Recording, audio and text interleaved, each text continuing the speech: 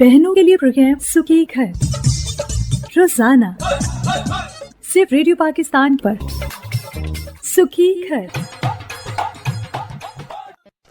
बहनें अपना प्रोग्राम सुन रही हैं सुखी घर रेडियो पाकिस्तान इस्लामाबाद के स्टूडियो से कौमी नशरियाती राबते पर। जी बहनों, सिलसिला है हम कदम, और इस सिलसिले में हम आपकी मुलाकात अपनी ऐसी बाहिम्मत पुरअज़्म बहनों से करवाते हैं जो ज़िंदगी के मैदान में कामयाबियां समेट रही हैं, लेकिन इन कामयाबियों को पाने से पहले उन्होंने इस रास्ते में कितने कांटे समेटे, कितनी मुश्किलात को अबूर किया, और अब वो इस मकाम पर मौजूद हैं। एक ऐसी बाहिम्मत और पुरअज़्म बहन डॉक्टर शाज़िया सदफ़ आज हमारे स्टूडियोज़ में मौजूद हैं। उनकी कामयाबियों का सफ़र कैसे तय हुआ, आज उनसे पूछते हैं। स्टूडियोज़ में आपको मैं खुशामदीद कहूँगी। बहुत शुक्रिया, आपने अपना कीमती वक्त हमें दिया।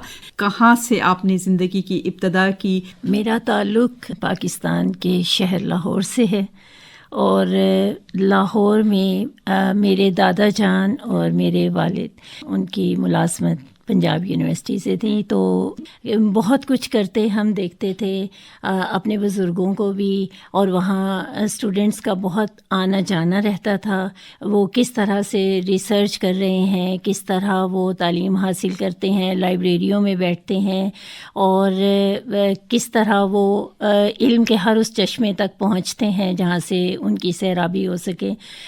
एक लगन दिल में पहले ही से पैदा हो रही थी कि हमें भी ज़िंदगी में कुछ ना कुछ सीखना है, बहुत कुछ आगे जाना है, इल्म हासिल करना है। फिर मेरे दादा जान जो हैं वो बहुत ज़्यादा शौक़ रखते थे कि उनकी औलाद बहुत आला तालीम याफ्ता हो, तो इस तरह से बस ज़िंदगी चल पड़ी। आप इल्म के उस रास्ते पे चली कि आज अल्हम्दुलिल्लाह ना सिर्फ ये कि खुद मज़ीद सीख रही हैं बल्कि अपने इस इल्म को बांट भी रही हैं। तो डॉक्टर शाज़िया सदफ़, अपने लिए तदरीस का शोबा ही क्यों चुना? देखिए, तदरीस जो है पैगंबरी पेशा है, और ये बहुत काबिल एहतराम पेशा है। मेरे दादा जान, जैसे मैंने बताया, उनका भी ताल्लुक़ यूनिवर्सिटी से भी था। फिर हमने माहौल भी वो देखा दरस व तदरीस वाला। उस्ताद को बचपन ही से मैं एक आइडियल के तौर पे लेती थी, और मैं समझती हूँ कि उस्ताद अपने दायरा कार में रहते हुए बहुत कुछ खिदमत करता है, मुल्क व मिल्लत की भी करता है, और अपना बहुत मस्बत किरदार अदा करता है नस्लों को संवारने में, बनाने में। तो इसलिए शायद कि बचपन से भी मेरे जहन में ये एक आइडियल के तौर पे मौजूद था। यानी जो कुछ माशरे से सीखा वो अब आप लौटा रही हैं, और इसी हवाले से मेहनत से, लगन से आप आगे बढ़ रही हैं। डॉक्टर शाज़िया, अल्हम्दुलिल्लाह आपने पाकिस्तान की जो आला तरीन डिग्री है PhD कामयाबी से मुकम्मल की। तो आपका क्या टॉपिक था, आपका क्या थीसिस था इस हवाले से? जी, मेरा जो थीसिस है उसका उन्वान ये था, इशफ़ाक़ अहमद की अदबी खिदमात उर्दू अदब के तनाज़ुर में। तो इशफ़ाक़ अहमद एक ऐसी शख्सियत हैं, आप भी उनसे बखूबी वाकिफ़ हैं, सामीन भी वाकिफ़ होंगे। मेरा ख़्याल है उनके तलकीन शाह और ज़ाविया को तो कोई भी शख्स फरामोश नहीं कर सकता। वो ब्रॉडकास्टर भी थे, मुसन्निफ़, अफ़साना निगार, नावल निगार, फ़ीचर निगार, और एक सूफ़ी के तौर पर भी लोग उन्हें जानते हैं। तो इनकी शख्सियत और फ़न के हवाले से मैंने अपने मकाले में जायज़ा पेश किया है। तमाम असनाफ़ जिनमें उन्होंने तबाह आज़माई की है, उनकी तमाम तख्लीक़ात, निगारिशात को पेश नज़र रख कर उनका तज्ज़िया किया है और इस्तिखराज नताइज की।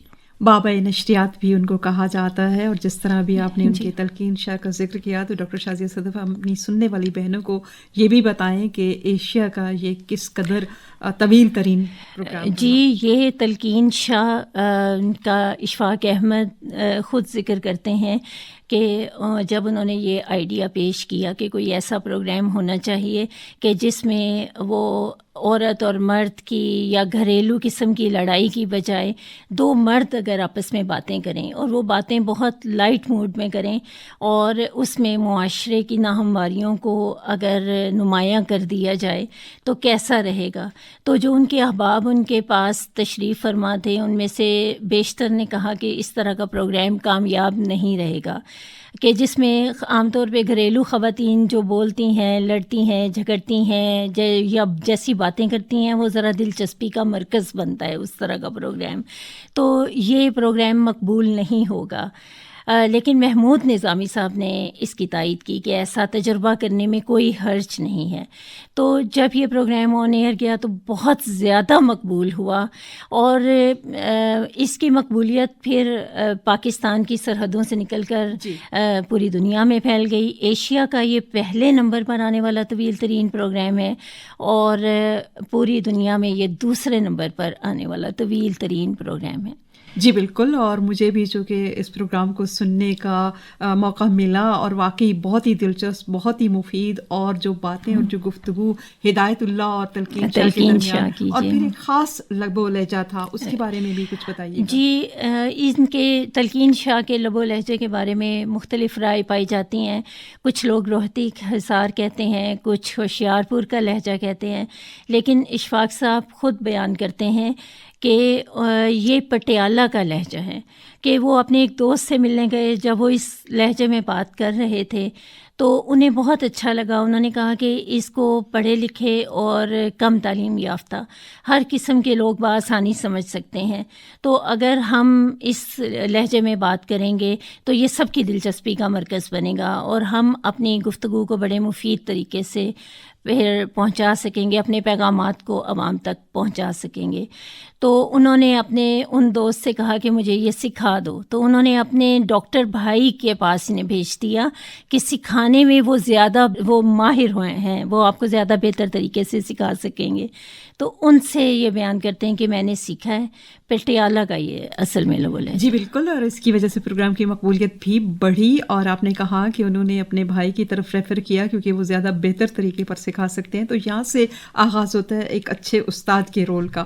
آپ چونکہ ماشاءاللہ بہت کامیاب استاد بھی ہیں، اپنے شعبے کی ہیڈ بھی ہیں، سربراہ بھی ہیں، تو آپ یہ بتائیے کہ اس مقام تک پہنچنے میں کیسے کیسے مرحلے آئے اور کیا کیا رکاوٹیں پیش آئیں؟ جی، ظاہر ہے کہ اگر آپ استاد کے مقام تک پہنچنا چاہتے ہیں تو پہلے تو آپ طالب علم ہوتے ہیں، آپ کو اپنے دائرہ کار میں رہ کے تعلیم حاصل کرنی ہوتی ہے، کوشش کرنی ہوتی ہے۔ تو میں نے بھی فیڈرل پبلک سروس کمیشن کا امتحان پاس کیا، تو میری پوسٹنگ اسلام آباد میں ہو گئی، تو پھر میں یہاں آ گئی۔ اب شوق تھا مجھے بہت پڑھانے کا، وہ کالج کا ماحول اور وہ طالب علموں سے ایک رابطہ، وہ سب تو بہت اچھا لگا، لیکن اس کے ساتھ ساتھ دیگر بہت سی مشکلات کا سامنا کرنا پڑا۔ ایک نئے شہر میں آنا جہاں سب لوگ اجنبی ہیں۔ آپ نے اردو ادب میں ماسٹرز کیا، پھر پی ایچ ڈی کی ڈگری حاصل کی، لیکن آج کل ہماری جو نئی نسل ہے وہ اردو سے بہت دور ہوتی جا رہی ہے۔ ان کو اردو سے قریب لانے کے لیے اور اردو کو پھر سے مقبول بنانے کے لیے کیا کردار ادا کیا جا سکتا ہے؟ اس میں میرا خیال ہے کہ ہر شخص انفرادی سطح پر بھی کوئی کردار ادا کر سکتا ہے۔ ہم اجتماعی سطح پر اساتذہ تو اپنی سی کاوش کرتے ہیں، ہم لوگ کلاس کی حد تک تو کوشش کرتے ہیں، اپنے کالج کی حد تک بھی کوشش کرتے ہیں، مختلف طرح کے پروگرامس ہم ترتیب دیتے ہیں، اور طالبات ظاہر ہے جب ان میں حصہ لیتی ہیں، وہ تقریری مقابلے ہوتے ہیں، تحریری مقابلے ہوتے ہیں، مختلف نوعیت کے ہوتے ہیں، اور شعر خوانی کے مقابلے ہوتے ہیں، تو ہم انہیں اس طرف لانے کی کوشش کرتے ہیں۔ لیکن ماحول میں مجموعی طور پر جیسے کہ اب اردو زبان کو اس طرح سے قبول کرنے کی وہ نہیں ہے، گھر سے ہی ان کو سکھایا جاتا ہے کہ بچہ انگریزی بولے، انگریزی اگر بولتا ہے تو اس پر فخر کیا جاتا ہے، اور اگر اردو نہیں بول پاتا تو یہ بات بڑے فخر سے بتائی جاتی ہے، انگلش میڈیم میں ان کو پڑھایا جاتا ہے، تو یہ اردو سے دوری کی وجہ بن رہی ہے یہ چیز۔ اور اس بات کو کوئی برا ہی نہیں سمجھتا کہ اگر اردو سے دور ہو رہے ہیں یا غلط تلفظ ہے یا غلط املا ہے، اس بات کو بلکہ فخر سے بیان کرتی ہیں مائیں۔ تو گھر میں تو سب سے پہلے تو ماں باپ کو چاہیے کہ وہ اس بچے کو یہ سمجھائیں کہ یہ زبان پہچان ہے آپ کی، یہ ہماری قومی زبان ہے، اس سے محبت پیدا کریں. آپ بے شک انگلش سکھائیں اور کئی زبانیں سکھائیں، زبانوں کا کوئی آپس میں کوئی مقابلہ نہیں ہے، زبانیں تو ایک دوسرے کو سپورٹ کرتی ہیں. لیکن یہ کہ اردو سے دور کرنا، اب میں نے ایسی مائیں بھی دیکھی ہیں بچہ اردو بولتا ہے تو اسے کہتی ہیں کہ نہیں بیٹا اسے انگلش میں یہ نہیں یہ کہتے ہیں، تو اس کو اردو سے دور کر کے اس کے متبادل میں انگلش کا لفظ اسے سکھایا جا رہا ہے. تو گھر میں ماں باپ کو سب سے پہلے کوشش کرنی چاہیے، جہاں وہ کالج میں آتے ہیں تو وہاں بھی صرف اردو کے اساتذہ کی ذمہ داری نہیں ہے، یہ ہر استاد کو یہ سمجھنا چاہیے، چاہے وہ سائنس کے ہیں، چاہے وہ انگلش کے ہیں یا کسی اور زبان کے ہیں، وہ بتائیں کہ اردو ہماری قومی زبان ہے اور ہمیں اسے اہمیت دینی ہے. ماحول نہیں ہے، ہم اردو میں درخواستیں تک تو لکھتے نہیں ہیں، انگلش میں لکھتے ہیں. یہ ہونا چاہیے، کوئی ایسے فورم ہونے چاہیے جہاں اردو میں بات چیت ہونی چاہیے، کوئی ایسی ورک شاپس ہونی چاہیے جہاں اردو کی املا سکھائی جائے، جہاں اردو کے تلفظ کے حوالے سے بات کی جائے. تو ایسی کوئی میگزینز، رسالے بچوں کے بہت سے ہونے چاہیے جس میں ان کی اردو تحریریں چھپ کر سامنے آتی رہیں. تو اس سے پھر طالب علموں میں ایک شوق پیدا کیا جا سکتا ہے. گھر سے اس کی ابتدا ہونی چاہیے اور پھر استادوں کی جانب سے اس کی بالکل ستائش بھی ہونی چاہیے. اور کیا خوب داغ نے کہا تھا کہ اردو ہے جس کا نام ہم جانتے ہیں، داغ سارے جہاں میں دھوم ہماری زبان کی ہے. تو ہماری زبان بہت رچ ہے اور بہت ساری دوسری زبانوں کا مرکہ ہے اور اس کو ہمیں پروموٹ کرنا چاہیے، بلکہ اس کے لیے ہمیں کوشش کرنی چاہیے تاکہ آنے والا دور جو ہے اردو کی اہمیت اس میں ثابت ہو سکے. آپ نے جب اپنی تحقیق شروع کی ہوگی، اپنا تھیسس لکھنا شروع کیا، تو آپ کو مواد جمع کرنے میں بھی بہت مشکل پیش آئی؟ بے حد مشکلات کا سامنا کرنا پڑا. یہاں ریسرچ ویسے بھی بہت آسان نہیں ہے. ہمیں مختلف اداروں میں اگر ہم جاتے ہیں نا تو ریکارڈز نہیں ملتے. اس کی وجہ تو میں کچھ نہیں بیان کر سکتی کہ ایسا کیوں ہے، کیونکہ فائلیں موجود ہوتی ہیں، جیسے ریڈیو ہے تو اس میں بھی لاگ بکس ہیں، ہر جگہ ہیں. ٹیلی ویژن لاہور ٹیلی ویژن اسٹیشن سے مجھے رابطہ کرنا پڑا. اشفاق احمد میرا موضوع تھا، ان کا تعلق تھا ریڈیو سے، ٹیلی ویژن سے. تو یہ چیزیں موجود تھیں، لیکن اس کے باوجود مواد کے حصول میں کافی دقت کا سامنا ہوا کہ ریکارڈ ہی موجود نہیں ہوتے تھے، پہلی بات. دوسری بات یہ کہ لوگوں کا رویہ بہت معذرت کے ساتھ کہ اس میں اہل علم بھی اور اس میں کم علم رکھنے والے لوگ، سب کا رویہ ایک سا ہی ہوتا ہے. خاص طور پہ جب ایک عورت نکلتی ہے، اس کو تحقیق کرنی ہے یا وہ عملی زندگی میں کہیں بھی کسی بھی ادارے سے اس کا واسطہ پڑتا ہے، تو اسے مردوں کی جانب سے بھی بہت سے مسائل کا سامنا کرنا پڑتا ہے جن سے شاید لڑکوں کو یا مردوں کو نہیں سامنا ہوتا ہوگا. یعنی ایک بہت پڑھی لکھی اور مضبوط خاتون بھی مردوں کے اس امتیازی سلوک کی وجہ سے پریشان ہو سکتی ہے اور ہوتی ہے. یہاں ایک تو تعاون کا رویہ کم ہے.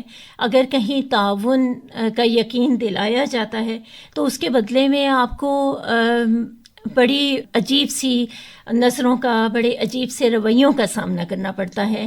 اس کے بدلے میں کافی آپ کو مشکلات کا سامنا کرنا پڑتا ہے. جہاں ایک بہت پڑھی لکھی اور بہت اچھی سوچ رکھنے والی خاتون کو بھی ان رویوں سے شکایت ہے اور جو خواتین جاب کے لیے گھر سے نکلتی ہیں، تو ڈاکٹر شازیہ اس مسئلے کو کیسے حل کیا جا سکتا ہے اور ان مسائل کو کون حل کرے گا؟ جی، گورنمنٹ اگر یہ چاہتی ہے کہ خواتین آئیں، ہر میدان میں آئیں، اور ہم جب ٹیسٹ انٹرویو دے رہے ہیں، ہمیں مختلف علاقوں سے کال کیا جا رہا ہے، تو یہاں رہائش کا گورنمنٹ کی سطح پر بھی، اداروں کی سطح پر بھی ایک انتظام ہونا چاہیے جو ایک سیکیور انوائرمنٹ آپ کو دینا چاہیے. ایک سنگل خاتون کی رہائش کا انتظام ہونا چاہیے. اگر وہ ہاسٹلس ہیں تو وہ بہت کم تعداد میں ہیں، پھر وہاں ان کو چلانے والے بھی مرد ہیں اور مرد شاید یا تو عورت کے مسائل سے آشنا ہی نہیں ہے یا بہت سے مسائل کا اس کو اس حوالے سے بھی سامنا ہوتا ہے. باقاعدگی سے خواتین کرایہ بھی ادا کرتی ہیں, باقاعدگی سے جو ان کے بیلز ویلز ہیں دیتی ہیں. اس کے باوجود وہ جو منتظمین ہیں, جو مرد حضرات ہیں, وہ انہیں پریشان کرتے ہیں, ہراساں کرتے ہیں. پھر مردوں کا, منتظمین کا بار بار ہاسٹلس میں چکر لگانا.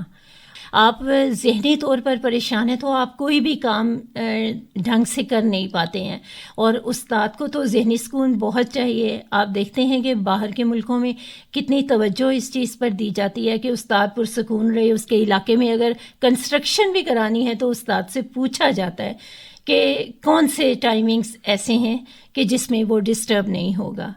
آن لائن مسائل سوشل میڈیا کی طرف سے کچھ ان کے بارے میں بھی, کیونکہ نوجوان لڑکیاں آپ کے سپرد کی جاتی ہیں اور پھر ان کے بھی کئی مسئلے مسائل سامنے آتے ہیں, تو مختصر الفاظ میں ہماری بہنوں کو آپ کیا اس حوالے سے مشورہ دیں گی؟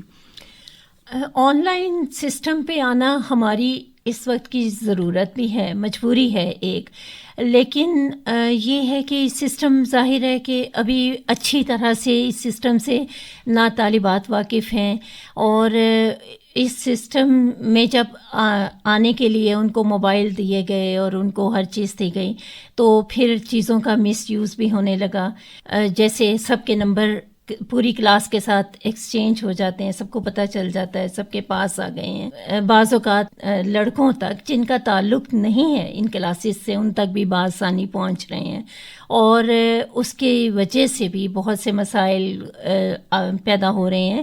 تو اب یہی ہے کہ جب طالبات جو آپ کے گھر میں بچیاں ہیں ان کو آپ فراہم کرتے ہیں, اس طرح کی موبائل دیتے ہیں, لیپ ٹاپ دے رہے ہیں, تو آپ ان کو تھوڑی کمپنی بھی دیں, ان کو تھوڑا گائیڈ بھی کریں, اور ان سے دوستی کا رویہ رکھیں کہ اگر وہ کسی مشکل کا شکار ہیں تو وہ آپ سے کچھ چھپائیں نہیں, وہ آپ کے ساتھ شیئر کریں, تو پھر آپ اس مسئلے کا حل نکال سکتے ہیں. ڈاکٹر شازیہ صدف, آپ کی بہت ساری ذمہ داریاں ہیں, اس کے ساتھ ساتھ کچن کو کتنا وقت دیتی ہیں؟